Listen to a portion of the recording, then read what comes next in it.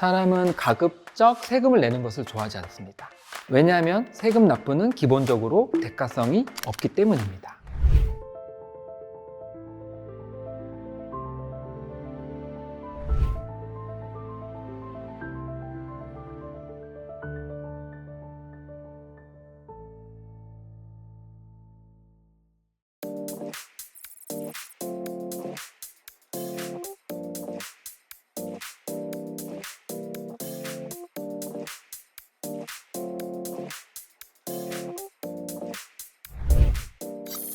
소소한 마음의 양식을 채우는 지식 전시회, 시대를 읽는 소양전 경제특별전의 AR 도슨트 문재환입니다.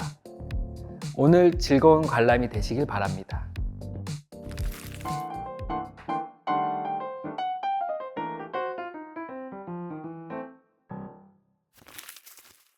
이 그림이 이야기하고자 하는 것은 세금입니다. 기본적으로 대한민국 국민은 납세 의무가 있습니다. 의무라고 하는 것을 보면 뭔가 지켜야 하는 부분이 강할 것 같은데요. 사람은 가급적 세금을 내는 것을 좋아하지 않습니다.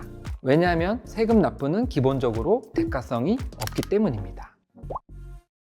왜 그런지 생각을 해본다면 아마 세금을 내는 것만큼의 혜택이 없다고 생각해서 그런 게 아닌가 생각됩니다.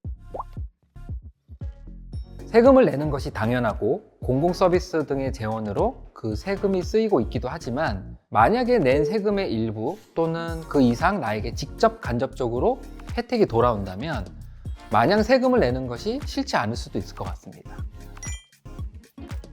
예를 들어서 재산세를 납부하고 그 재산세가 지역의 인프라, 예를 들어서 도서관 등의 투자가 된다면 납세자는 어느 정도 본인이 낸 재산세의 혜택을 일부 누릴 수 있기 때문에 세금을 납부하는 데 있어서 어느 정도 저항성을 줄일 수 있습니다.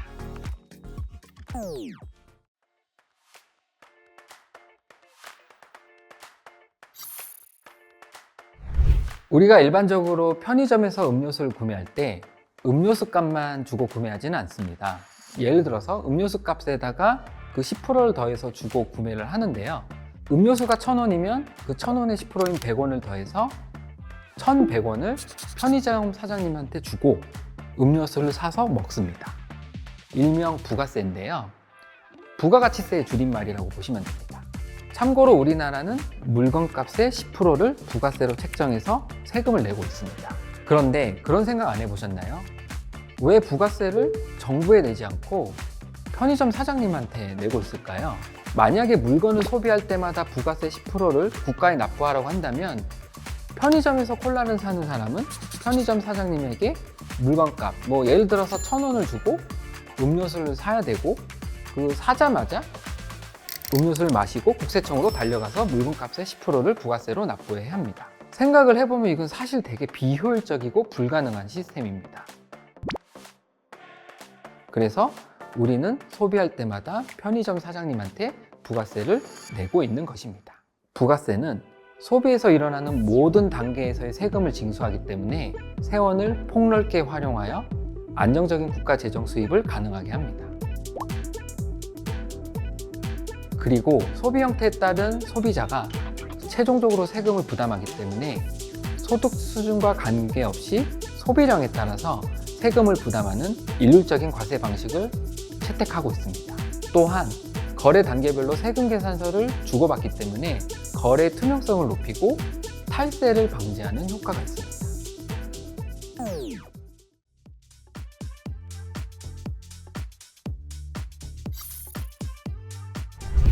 이 그림은 이제 우유를 마시고 있는 여자의 모습이고요. 예를 들어서 우유가 가장 대표적인 면세 품목인데요. 이 면세는 조금 특별한 세금에 속할 수 있습니다. 면세는 사회적 형평성 제고, 특정 산업 지원에 대한 주된 수단이고요. 예를 들어서 생필품, 의료, 교육 등 필수적인 재화나 서비스에 부가세 면세를 적용해서 저소득층의 세금 부담을 줄이고 사회적 형평성을 높입니다. 추가로 농산물, 축산물, 수산물 등의 1차 식품들은 국민의 건강을 위해서 부가가치세가 면세되는 경우가 있습니다. 우유의 사례를 볼 수 있듯이 면세에서 가장 중요한 역할은 물가 안정입니다. 면세는 소비자 물가 상승을 억제해서 국민 생활 안정에 기여하게 됩니다. 다음으로는 부가세 과세에 대해서 설명을 할 건데요. 과세는 국가가 공공 서비스를 제공하거나 사회 기반 시설을 구축하는 데 필요한 재원을 마련하는 가장 기본적인 재정 확보 수단입니다. 부가세는 소득과 상관없이 부과되는 간접세인데요. 이와 반대로 소득세는 누진세율을 적용하는 과세 방식이기 때문에 소득 재분배 효과가 있고 사회적 불평등을 완화하는 데 기여합니다. 물건을 소비하는 다른 세금에는 담배세와 자동차세가 있습니다. 담배는 건강에 해로운 기호품으로서 높은 세금이 부과됩니다. 담배 가격에는 높은 세율의 개별 소비세와 부가가치세가 포함되어 있습니다. 이런 담배에 높은 세금을 부과하는 것은 국민 건강을 보호하고 세수를 확보해서 공공 서비스에 투자하기 위한 목적이 있습니다. 자동차도 마찬가지인데요. 자동차에 대한 소비세가 좀 높다고 보실 수 있는데요. 이는 환경 문제, 대중교통을 이용을 촉진하기 위한 어떤 정책적 수단이 있다고 보실 수 있습니다. 정부는 정책을 통해서 특정 산업을 육성하거나 소비를 촉진 또는 억제하는 등의 경제 정책 목표를 달성할 수 있는데요.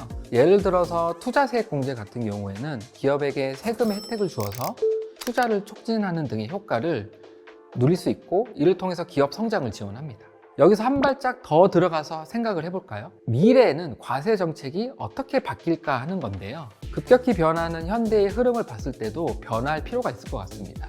요새 가장 화두가 되고 있는 세금이 바로 로봇세, 환경세입니다. 예를 들어서 환경세는 탄소세에 관련된 정책이 예정되어 있는데요. 아마 이런 세금이 도입이 되거나 활성화가 된다면 기업이나 소비자들의 의사결정에 환경 친화적인 소비를 촉진할 것 같습니다.